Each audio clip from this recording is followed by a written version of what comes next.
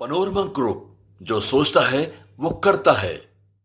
VIP supremo Mukesh Sahni चुनावी mode में आ चुके हैं। पहले हमने आपको एक तस्वीर दिखाई थी जब हेलीकॉप्टर से मुकेश सहनी ने अपनी यात्रा की शुरुआत कर दी थी। लोकसभा 2024 का चुनाव नज़दीक आते ही मुकेश सहनी ने अपना हेलीकॉप्टर उड़ाना शुरू कर दिया है। आज दूसरे दिन मुकेश सहनी बता दें आपको कि दरभंगा और सहरसा में गरजते हुए नजर आए थे। मुकेश सहनी की जब हेलीकॉप्टर यात्रा दरभंगा और सहरसा पहुंचती है तो हज़ारों की संख्या में भीड़ उमड़ पड़ी है। और जब मुकेश सहनी वीआईपी के सुप्रीमो सहरसा पहुंचते हैं, आम जनसभा को संबोधित करते हैं, तो आरक्षण की बात वो करते हुए नजर आते हैं, जिसमें लोगों का भरपूर समर्थन भी मिलता है। मुकेश सहनी की हेलीकॉप्टर यात्रा से बिहार की राजनीति में खलबली जरूर मच गई है, क्योंकि बिहार के पूर्व मंत्री भी रह चुके हैं मुकेश सहनी। किस गठबंधन में जाएंगे, इसको लेकर के भी चर्चाएं तेज हैं। इस बीच में मुकेश सहनी की जो हवाई चुनावी यात्रा की शुरुआत हुई है, ऐसे में सभी जो दल हैं उनकी परेशानियां कहीं ना कहीं बढ़ती हुई नजर आ रही हैं। सहरसा और दरभंगा में मुकेश सहनी ने क्या कुछ कहा है जनसभा को संबोधित करने के दौरान, जरा सुनिए।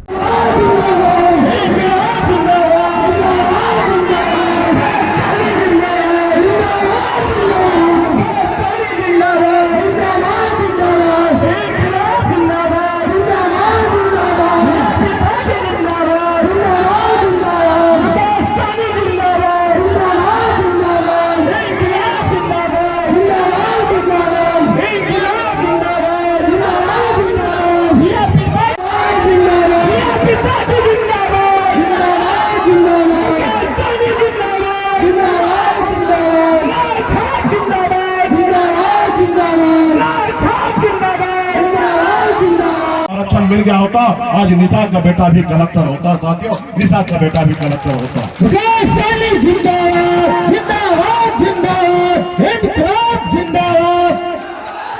इसका प्रधानमंत्री घबरा रहा है, देश के गृह मंत्री घबराता है एक निषाद मल्ला का बेटा के डर से कि मुकेश सहनी क्या करेंगे।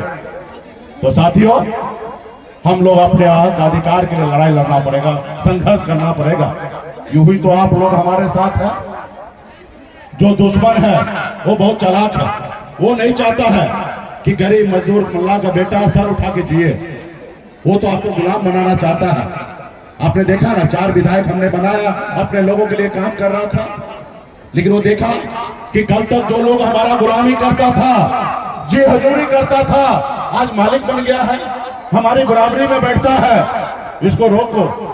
अगर नहीं रोकोगे तो मुकेश सहनी तो अभी 4 विधायक बनाया, एक समय आएगा 40 बनाएगा, और एक समय लालू जी के जैसे अकेले पूरे। आपके नेता कैसे हो?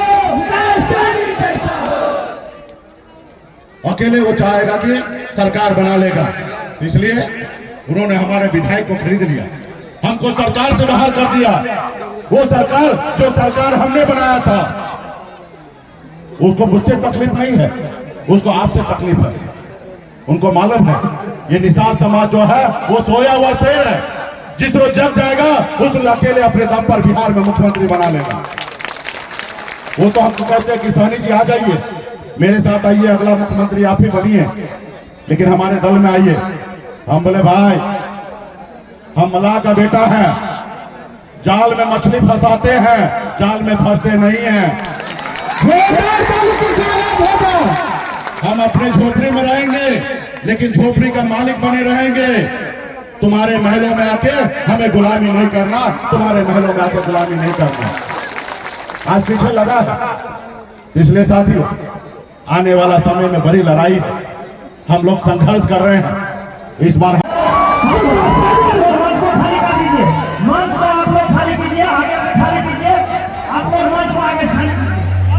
वीआईपी के जितने भी नेता हैं, हम सबसे आग्रह करते हैं मंच को खाली करते। पीछे चले जाए, पीछे चले जाए, जिनका चेयर लगा हुआ आप चेयर पर शांति से बैठ जाए। मंच को खाली कीजिए, मंच को खाली कीजिए, मंच को खाली कीजिए। एक बड़ा फूल आइए भाग के पावन धरती पर गरीब और पिछड़ा और जननायक कपूर ठाकुर के बाद दूसरा कोई नेता स्थापित हुआ है, उसका नाम है मुकेश सहनी।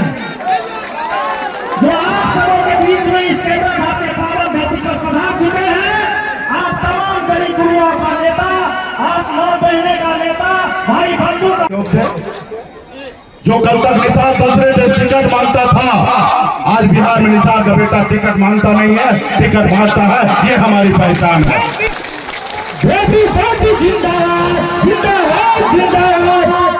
आपने देखा 2020 में 4 विधायक हमने बनाया।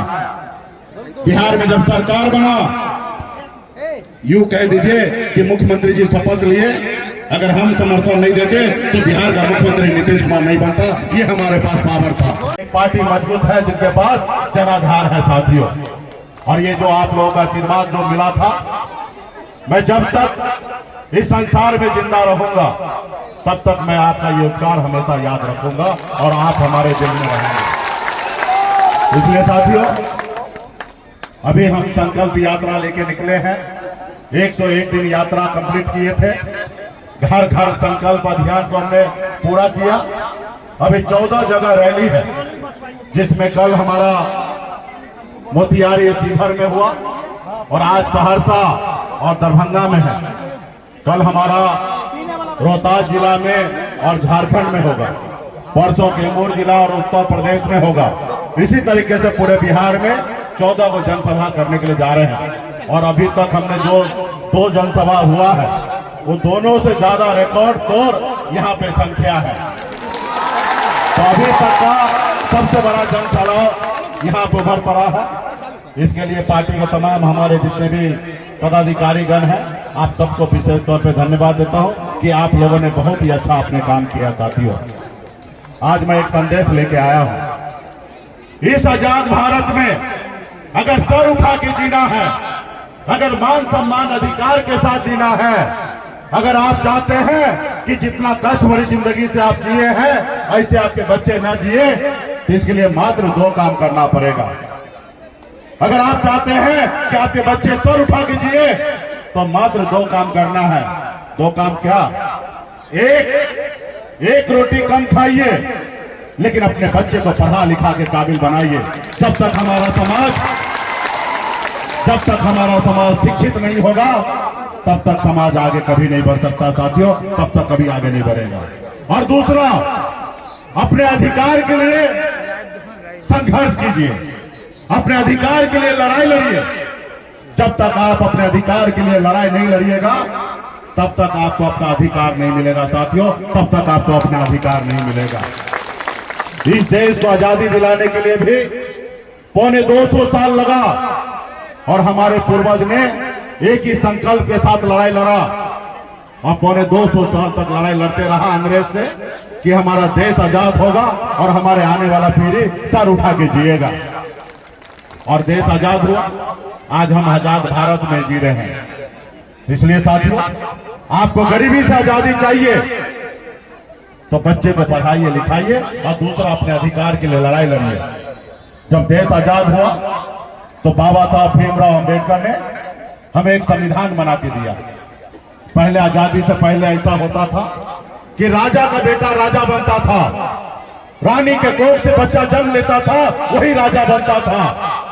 लेकिन बाबा साहब भीमराव अंबेडकर ने जो संविधान बनाया, उसमें उन्होंने कहा कि अब राजा का बेटा राजा नहीं बनेगा, रानी के गोद से बच्चा जन्म लेगा वही राजा नहीं बनेगा।